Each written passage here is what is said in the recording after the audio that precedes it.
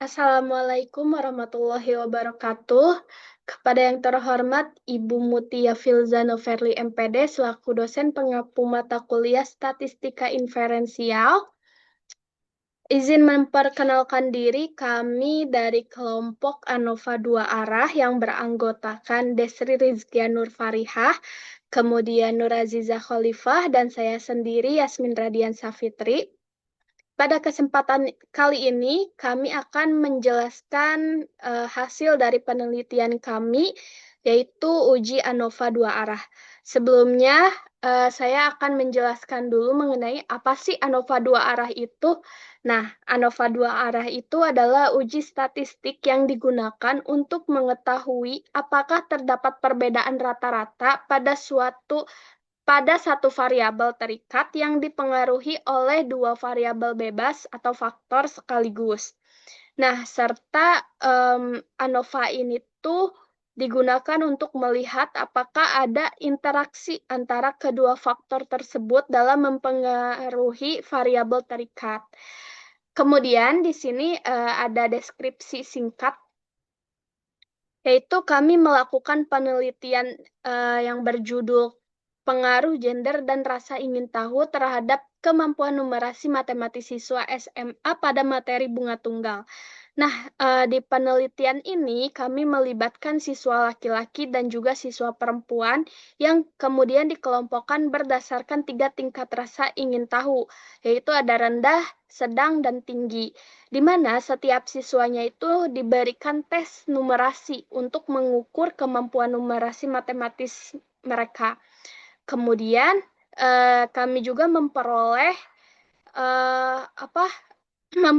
dengan taraf signifikan 5%.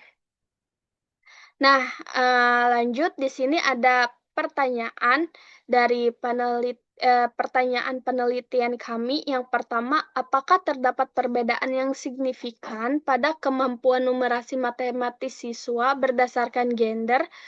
Yang kedua, apakah terdapat perbedaan yang signifikan pada kemampuan numerasi matematis siswa berdasarkan tingkat rasa ingin tahu? Yang ketiga, apakah terdapat interaksi antara gender dan rasa ingin tahu terhadap kemampuan numerasi matematis siswa pada taraf signifikansi 5%? Lanjut, di sini ada hipotesis. Hipotesis yang pertama, di H0, H01 tidak terdapat pengaruh yang signifikan antara gender terhadap kemampuan numerasi matematis siswa pada materi bunga tunggal. Di H11-nya terdapat pengaruh yang signifikan antara gender terhadap kemampuan numerasi matematis siswa pada materi bunga tunggal. Kemudian di H02 tidak terdapat pengaruh yang signifikan antara rasa ingin tahu terhadap kemampuan numerasi matematis siswa pada materi bunga tunggal. Di H12-nya terdapat pengaruh yang signifikan antara rasa ingin tahu terhadap kemampuan numerasi matematis siswa pada materi bunga tunggal. Lanjut di H03, tidak terdapat interaksi yang signifikan antara gender dan rasa ingin tahu terhadap kemampuan numerasi matematis siswa pada materi bunga tunggal. Kemudian di H13-nya terdapat interaksi yang signifikan antara gender dan rasa ingin tahu terhadap kemampuan numerasi matematis siswa pada materi bunga tunggal. Nah, lanjut. Di sini ada asumsi yang mana dalam uji ANOVA itu terdapat beberapa asumsi. Di antaranya itu ada populasi yang diuji harus berdistribusi normal. Yang kedua, varians dan populasi yang diuji itu sama. Yang ketiga, sampel itu tidak berhubungan satu sama lain. Nah, lanjut di sini ada data siswa yang kami dapatkan. Di sini ada skor numerasi, gender, dan tingkat rasa ingin tahunya. Nah, bisa dilihat ya, dari siswa pertama hingga siswa ke-30. Untuk selanjutnya, ada uji SPSS oleh Desri. Saya kembalikan kepada Desri. Baik, izin melanjutkan. Di sini saya akan menguji ANOVA 2 arah dengan menggunakan SPSS. Sebelumnya saya izin share screen terlebih dahulu.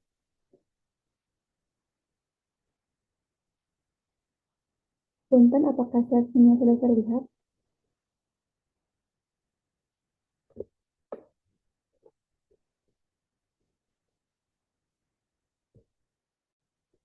Baik, dari data mentah yang sudah tadi diperlihatkan, di sini saya sudah mengelompokkannya di dalam bentuk Excel agar lebih mudah dalam perhitungan di SPSS-nya. Langsung saja kita masuk ke SPSS-nya. Nah, di sini kita buka variabel view-nya. Yang pertama kita di sini bisa tuliskan skor numerasi. Di sini harus menggunakan tanda underscore agar datanya terbaca. Lalu yang kedua itu gender. Lalu yang ketiga itu rasa ingin tahu.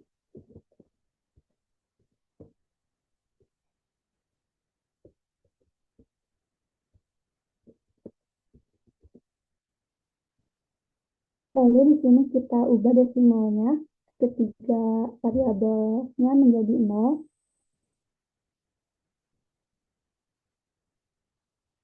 Lalu pada label ini kita isikan kembali penamaannya. Pada label ini bisa menggunakan spasi. Yang pertama itu skor numerasi, lalu yang kedua gender. Lalu yang ketiga itu rasa ingin tahu.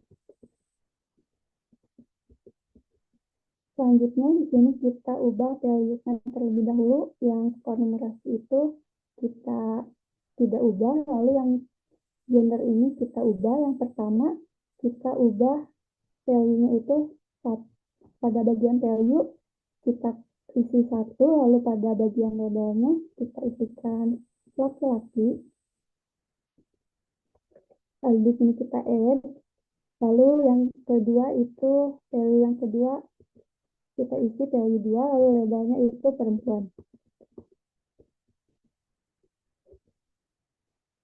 Lalu kita add, selanjutnya kita klik OK. Lalu pada rasa ingin tahu, pada rasa ingin tahu kita ubah values-nya.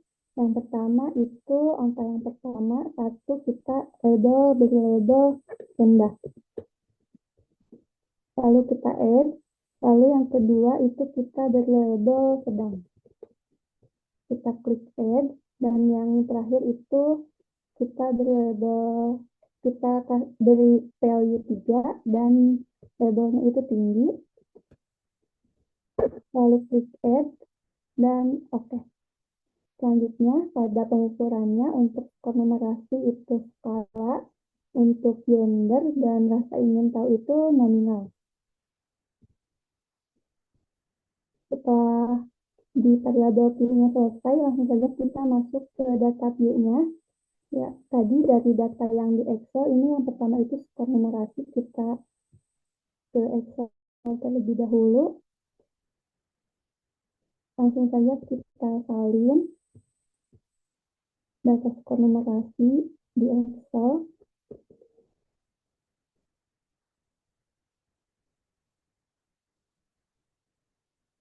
Lalu kita tempelkan di sini.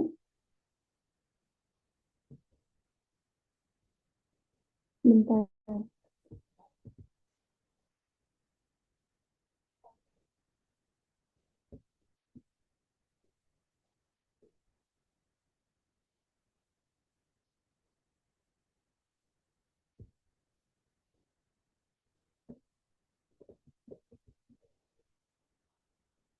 Nah, setelah masuk data skor numerasinya, kita di sini gender. Tadi gender yang pertama itu kita lihat Excel-nya terlebih dahulu. Yang pertama laki-laki.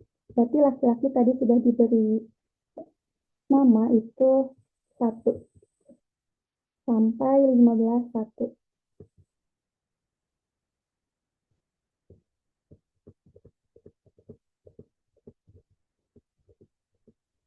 Jika sudah sampai 15 itu yang ke-16 itu perempuan, jadi kita ubah gendernya itu menjadi angka 2.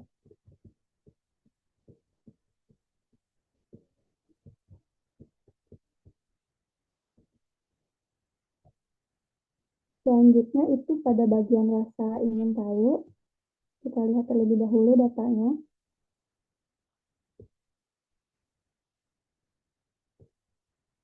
pada bagian rendah itu sampai nomor 5 di laki-laki, berarti tadi rendah itu 1.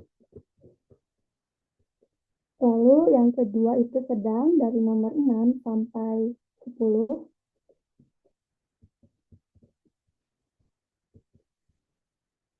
Lalu yang ketiga itu ada tinggi pada laki-laki, itu pada nomor 11 sampai 15. Begitupun di siswa perempuan itu terbagi menjadi 4 seperti laki-laki, jadi bisa langsung saja kita salin, lalu tempel. Nah, sebentar.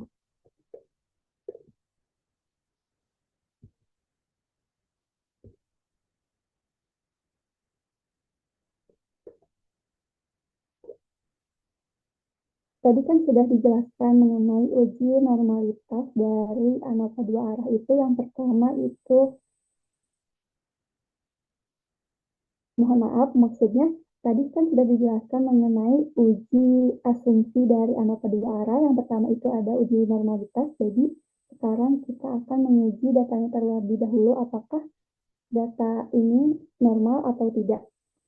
Caranya itu, yang pertama kita klik analyze, lalu masuk ke general linear model, univariate.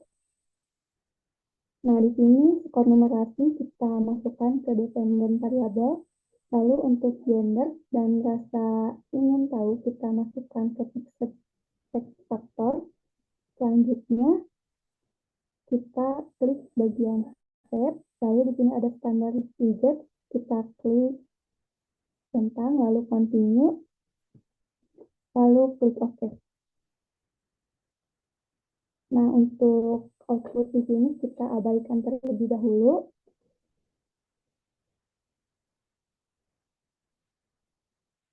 Nah, di sini akan muncul variabel baru, di mana variabel ini akan diuji apakah datanya itu berdistribusi normal atau tidak. Caranya itu, kita klik analyze, lalu klik descriptive statistics, lalu klik explore, lalu kita masukkan variabel standar widget residualnya ke dependent list, lalu kita klik plot. Di sini kita centang yang bagian normality plot di test, lalu klik continue, dan klik OK.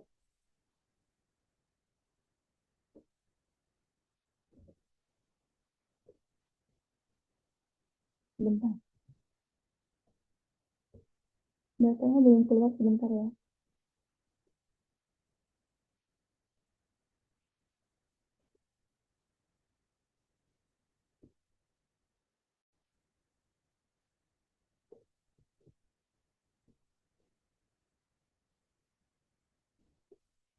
Kita ulang terlebih dahulu karena outputnya tadi tidak keluar. Klik explore,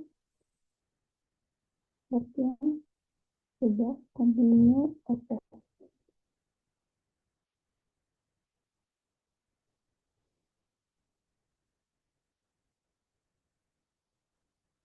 Sebentar, outputnya masih belum bisa keluar.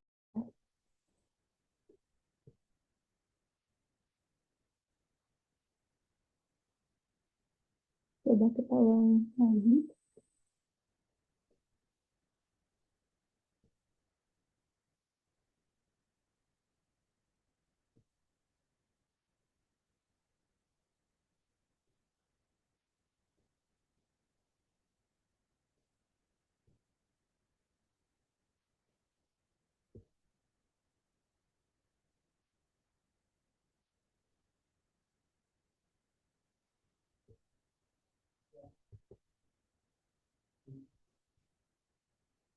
Sebentar, mohon maaf, datanya masih belum keluar.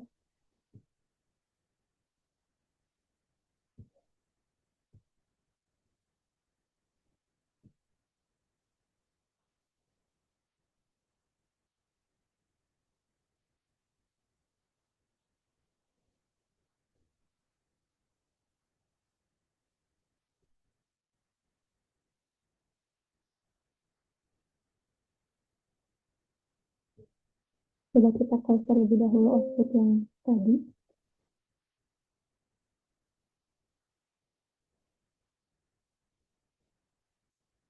Kita jalankan lagi, klik analyze, basic statistik,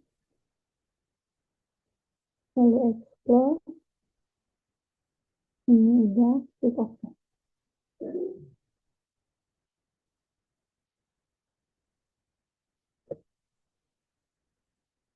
Sebentar masih belum keluar.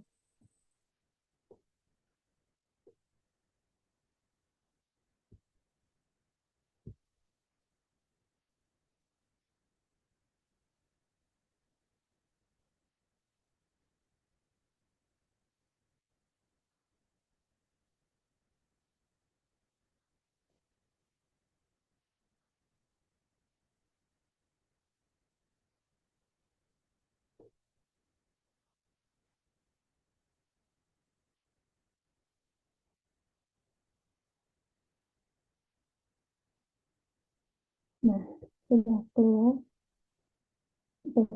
normalitasnya. Sebentar masih lagi. Mohon maaf.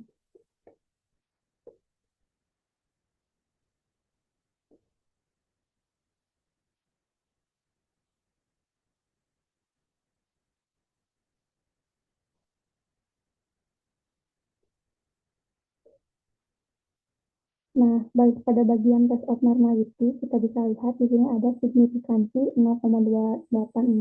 Kita menggunakan subzeroid karena data yang kita punya itu kurang dari 50. Di sini ada kriteria pengujiannya.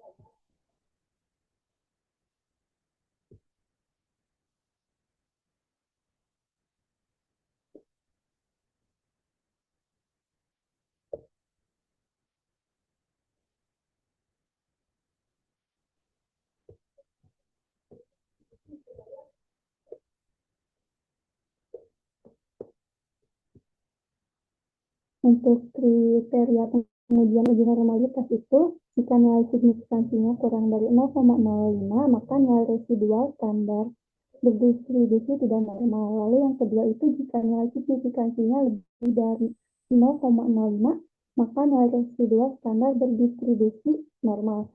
Mohon maaf, harusnya ini yang kedua itu berdistribusi normal. Karena di sini terlihat pada bagian Shapiro, signifikansinya itu 0,280, maka nilai residual standarnya itu berdistribusi normal. Untuk selanjutnya kita bisa melakukan uji ANOVA dua arah.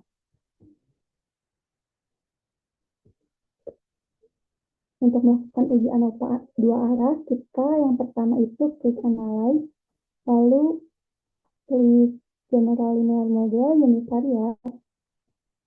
Di sini sudah masuk dependent variable dan tipe faktornya, lalu selanjutnya kita klik plot.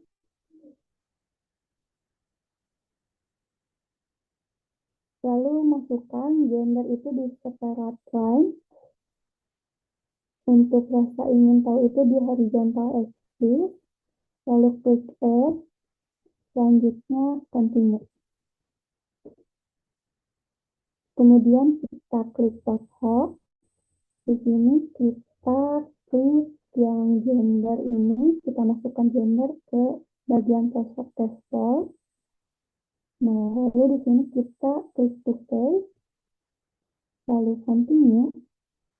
Selanjutnya di sini kita klik emit.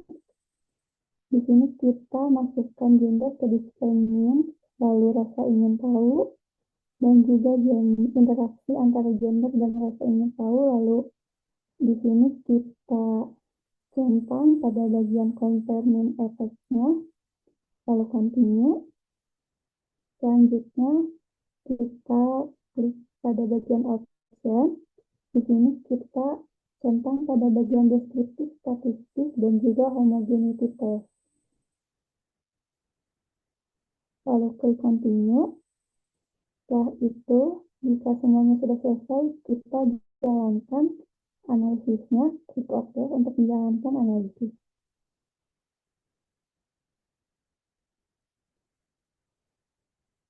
Nah, di sini outputnya sudah keluar semua.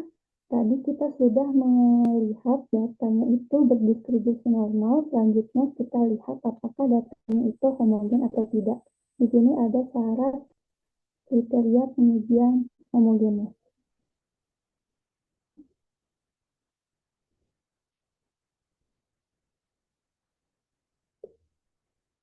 Untuk pengujian homogen itu, kita lihat pada bagian latent test of equality of error variance. Di sini kita lihat pada bagian signifikansi yang terakhir ini. Kriteria pengujiannya itu, yang pertama, jika nilai signifikansi kurang dari 0,05, maka varian datanya itu tidak homogen. Lalu yang kedua, jika nilai signifikansi lebih dari 0,05, maka varian datanya itu homogen. Nah, kita lihat pada output SPSS-nya di sini hasilnya itu 0,070, di mana 0,070 itu lebih dari 0,05, maka varian datanya itu homogen. Selanjutnya di sini kita akan membaca output hasil analisis ANOVA-nya.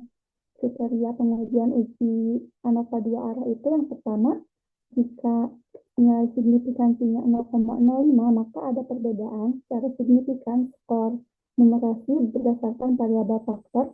Lalu yang kedua, jika nilai signifikansinya lebih dari 0,05, maka tidak ada perbedaan secara signifikan skor numerasi berdasarkan variabel faktor. Untuk membaca hasil analisisnya itu kita pada bagian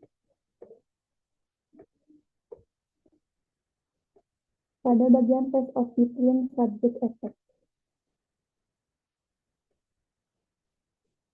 Yang pertama, kita lihat pada bagian gender. Baris yang ketiga, signifikansinya itu 0,957. Nilai signifikansinya itu 0,957. Nilai tersebut lebih besar dari 0,05, sehingga dapat disimpulkan bahwa tidak terdapat perbedaan rata-rata skor tes kemampuan numerasi matematik siswa yang dipengaruhi oleh gender. Lalu yang kedua, kita lihat pada variabel rasa ingin tahu. Di sini signifikansinya itu 0,97. Nilai signifikansi dari rasa ingin tahu itu sebesar 0,097. Nilai tersebut lebih besar dari 0,05, sehingga dapat disimpulkan bahwa tidak terdapat perbedaan rata-rata skor tes kemampuan numerasi siswa yang dipengaruhi oleh rasa ingin tahu. Lalu yang terakhir kita lihat pada bagian interaksi antara gender dan rasa ingin tahu. Di sini nilai signifikansinya itu sebesar 0,035. Nilai tersebut lebih besar dari 0,05, sehingga dapat disimpulkan bahwa terdapat interaksi antara kemampuan numerasi matematik dengan gender dan rasa ingin tahu, yang berarti bahwa terdapat perbedaan rata-rata skor tes kemampuan numerasi matematik antara gender dan rasa ingin tahu. Mohon maaf, harusnya pada nilai signifikansi yang antara interaksi gender dan rasa ingin tahu ini harusnya kurang dari 0,05, sehingga terdapat interaksi. Mohon maaf terdapat kesalahan penulisan. Untuk selanjutnya saya kembalikan kepada moderator. Baik, terima kasih Teh Desri. Untuk selanjutnya ada pengujian ANOVA dua arah dengan uji manual yang akan disampaikan oleh Teh Azizah. Baik, izin melanjutkan. Sebelumnya izin share screen terlebih dahulu.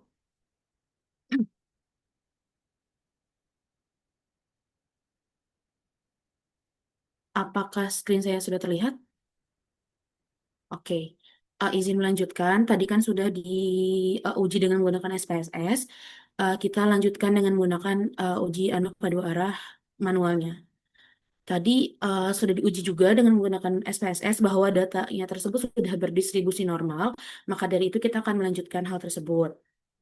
Oke, tadi ini ada data siswanya dari data yang ke-1 sampai dengan data yang ke-30. Lalu data ini kita buatkan tabel, yaitu ada blok dan juga treatment, yang mana di sini gender itu sebagai blok, yaitu ada perempuan dan juga laki-laki. Lalu rasa ingin tahu ini sebagai treatment, ada rendah, sedang, dan juga tinggi. Nah, data-data yang ini sudah kita kelompokkan berdasarkan blok dan juga treatment, yang mana di sini untuk gender perempuan rendah itu ada 5, perempuan sedang ada 5, tinggi juga ada 5, lalu untuk laki-laki juga masing-masing ada 5.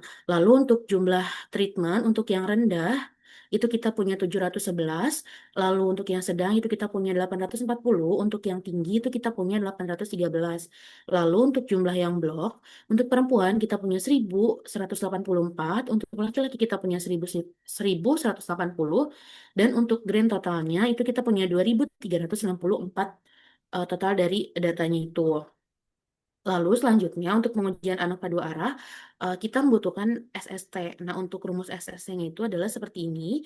Sigma N, Sigma K, Sigma R, X kuadrat dikurangi dengan grand total kuadrat per R N K, di mana R-nya itu adalah 5, yang ini. Lalu untuk N-nya itu adalah jumlah dari bloknya, yaitu ada 2. K-nya itu adalah jumlah dari treatment, yaitu ada 3. Kita substitusi angka-angka yang udah tertera di dalam tabel untuk SST-nya, kita jumlahkan, kita kuadratkan.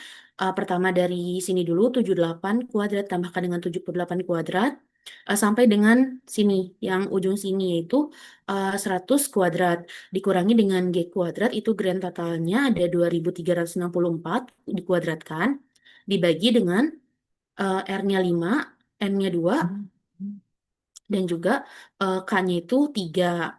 Lalu ini kita mendapatkan hasil yang sudah dikuadratkan, yaitu 6084 tambahkan 6084 sampai dengan 10.000 yang 100 kuadrat ini. Lalu dikurangi dengan grand total kuadratnya, itu totalnya adalah 5.588.496 dibagikan dengan hasil dari ini yaitu 30. Lalu kita mendapatkan hasil untuk SST sama dengan total dari ini yaitu 192.918 dikurangi sama yang ini tadi grand total yang ini itu 186.283,2. Hasilnya untuk SST kita dapatkan 6.034,8. Lalu setelah kita mendapatkan SST, kita harus mencari SSTR-nya. Yang mana rumus dari SSTR-nya itu adalah, mohon maaf ini ada kesalahannya, seharusnya di sini tuh N ya, harusnya N.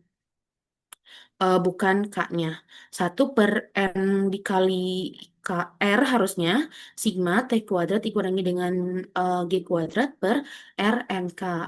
Yang mana tadi N itu kan jumlah bloknya itu ada 2, perempuan dan laki-laki, yaitu 1/N yaitu adalah 2, 1/2 dikali sama R-nya itu tadi 5, jadi 1/2 dikali 5. Lalu untuk ini jumlah treatmentnya itu yang ini dikuadratkan 711 dikuadratkan, 840 dikuadratkan, dan juga 813 dikuadratkan dikurangi dengan si grand total kuadrat dibagi RNK-nya tadi 5 dikali 2 dikali 3. Lalu kita dapatkan 1/10 itu dikalikan sama hasil dari kuadrat jumlah treatmentnya dikurangi sama 186.283,2. Lalu kita mendapatkan hasil untuk SSTR-nya itu adalah 925,8. Lalu selanjutnya selain SSTR kita juga harus mencari SSD. Ini ada kesalahan juga, seharusnya di sini tuh tadi K ya, jadi tertukar antara bagian N dan K, antara SSTB dan SSTR. Yaitu 1/K dikalikan dengan R sigma B kuadrat dikurangi dengan G kuadrat per RNK. Yang mana hasilnya itu 1/K itu kan sama dengan tadi 3 jumlah dari si treatmentnya. Dikali sama 5, dikalikan dengan si jumlah dari si bloknya, yaitu yang ini tadi dikuadratkan, 1184 kuadrat tambah dengan 1180 kuadrat dikurangi dengan 2364 kuadrat dibagi dengan 5 dikali 2 dikali 3. Nah, kita mendapatkan hasil 1/15 dikalikan dengan hasil kuadrat dari si jumlah bloknya tadi dikurangi dengan si hasil dari ini. Lalu setelah kita operasikan, kita mendapatkan hasil untuk SSTB itu adalah SSB itu 0,53. Lalu selain SSB, kita juga membutuhkan SSI, yang mana rumus dari SSI adalah seperti ini, 1/R sigma N sigma K dikalikan dengan sigma RX eh, kuadrat dikurangi dengan G kuadrat per RNK dikurangi dengan SSTR dan dikurangi dengan SSB. Lalu kita mendapatkan hasil 1/5. Ini itu si masing-masing bloknya ini tadi ini dijumlahkan terlebih dahulu, lalu dikuadratkan. Yang rendah dijumlahkan, hasilnya berapa dikuadratkan. Yang sedang juga sama untuk masing-masing bloknya itu perempuan dan juga laki-lakinya tadi sini. Dikurangkan dengan si yang ini 2364 kuadrat per 5 dikali 2 dikali 3 dikurangkan dengan SSTR kita punya 925,8 dan SSB kita punya 0,53. Lalu hasilnya itu sama dengan 1/5 dikalikan dengan ini jumlah dari si masing-masing data blok per treatmentnya itu dikuadratkan dari 400 yang perempuan ini sampai dengan 445 kuadrat dikurangi dengan hasil dari si yang ini tadi yaitu 186 283,2 dikurangi dengan SSTR 925,8 dikurangi dengan SSB 0,53. Lalu kita akan mendapatkan hasil yang SSI-nya adalah ini setelah kita operasikan kita akan mendapatkan hasil SSI-nya 1390,87. Lalu kita juga membutuhkan nilai dari error. Nah, error itu dari mana? Error itu dari SST dikurangi dengan SSTR dikurangi dengan SSB dikurangi dengan SSI. Maka tadi SSI-nya udah kita hitung. SST adalah 6.634,8 dikurangi dengan SSTR kita juga udah punya tadi 925,8 lalu dikurangi dengan SSB kita juga udah punya yaitu 0,53 dan dikurangi dengan nilai dari si SSI kita udah punya yaitu 1390,87. Maka kita dapatkan nilai errornya itu adalah 4317,6. Oke, tadi kan kita sudah melakukan perhitungan dari si ANOVA 2 arahnya. Sekarang kita lanjut ke tabel dari ANOVA 2 arahnya. Yang pertama itu ada sumber variasi yang mana isinya itu ada treatment, ada blok, ada interaksi, dan juga ada error atau residu. Pertama, kita cari F dari masing-masing sumber variasinya dulu. Sorry, bukan F, maksudnya DF. Cari DF dari masing-masing sumber variasinya dulu. Untuk DF yang treatment, rumusnya itu adalah K-1, di mana K itu adalah jumlah treatmentnya, yaitu 3, min 1 sama dengan 2, jadi DF dari treatment itu adalah 2. Lalu kita cari DF dari blok, rumusnya itu adalah M-1, yang mana N itu adalah jumlah dari blok, yaitu 2, dikurangi dengan 1, yaitu 1, jadi DF dari blok itu adalah 1. Lalu kita cari DF dari interaksi. Itu didapatkan dari K-1 dikalikan dengan N-1, K-2 dikalikan dengan N-1, itu jadi hasilnya 2. Lalu kita cari DF dari error ataupun residunya. Rumusnya adalah N dikali K dikalikan dengan R-1. Kita dapatkan 2 dikalikan dengan 3 dikalikan dengan 5-1. Kita dapatkan 6 dikali 4 itu sama dengan 24. Lalu setelah kita cari DF, kita masukkan si SS-nya.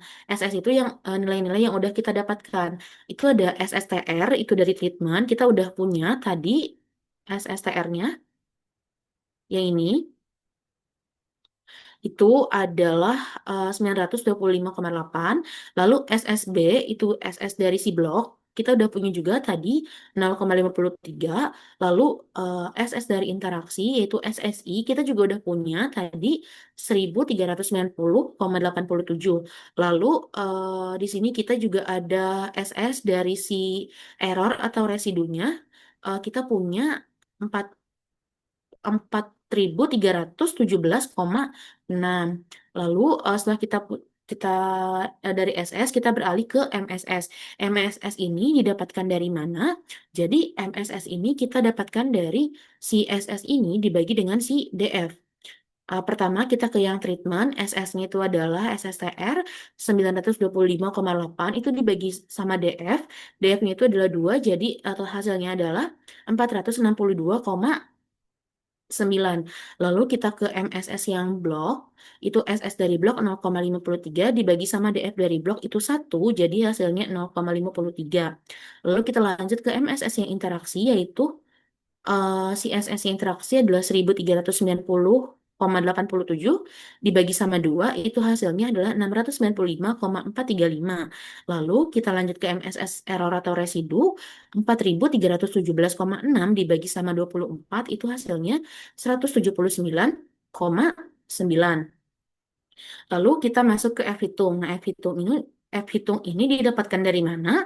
Didapatkan dari si MSS dari treatment, blok, dan interaksi dibagi sama MSS dari error dan juga residu. MSS dari treatment, kita cari dulu F-hitung dari si treatment, yaitu 462,9 dibagi sama 179,9, itu hasilnya adalah 2,57. Lalu MF hitung dari si blok, itu MSS-nya dari blok adalah 0,53 dibagi sama MSS residu, itu 179,9, hasilnya adalah 0,0029.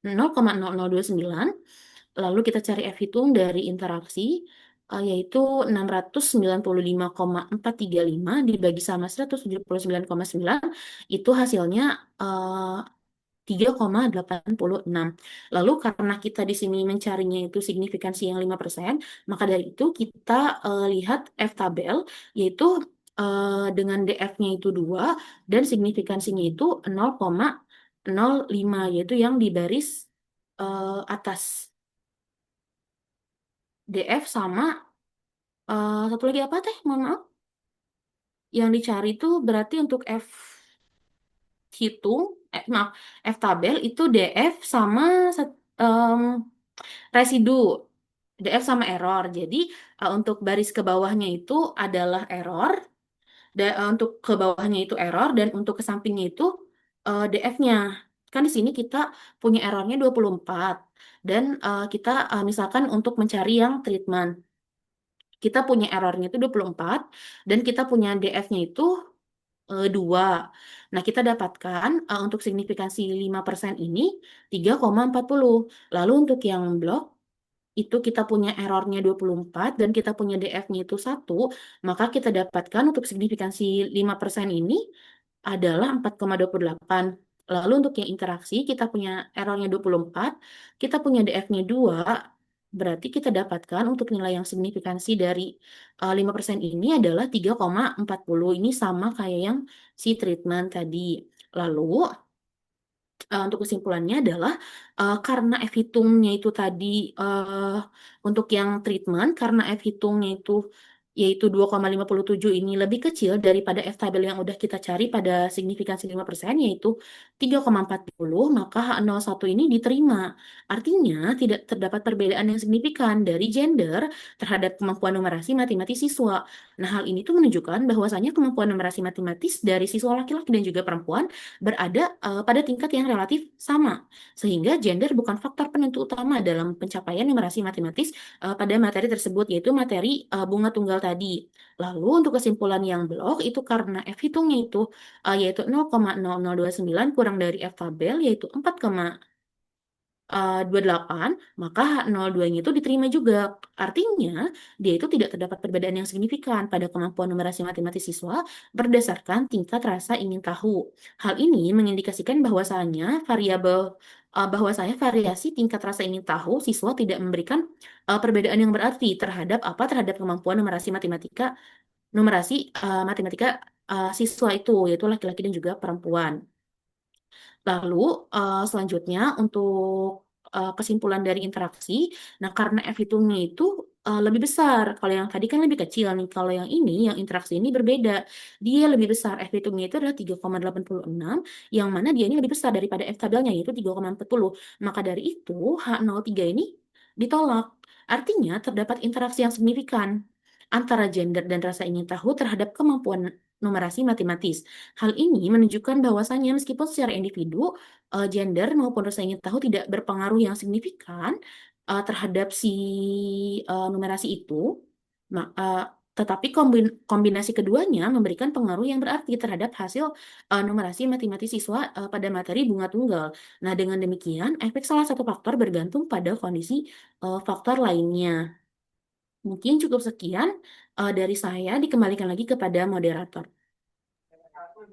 Baik, terima kasih kepada Teh Ziza dan juga Teh Desri yang sudah menjelaskan mengenai uji ANOVA, baik itu menggunakan SPSS maupun yang secara manual. Nah, eh, kemudian di sesi terakhir ini saya akan menyimpulkan dari hasil yang telah dijelaskan oleh Teh Desri dan juga Teh Jijah.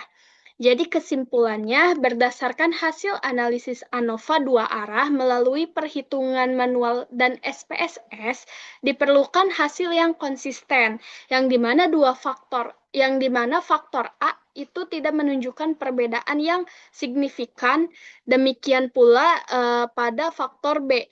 Tetapi terdapat perbedaan yang signifikan pada interaksi antara faktor A dan juga faktor B. Dengan demikian, pengaruh dari salah satu faktor tersebut itu saling bergantung pada kondisi faktor lainnya. Demikian dari kelompok kami, kelompok ANOVA dua arah. Sekian dan terima kasih. Wassalamualaikum warahmatullahi wabarakatuh.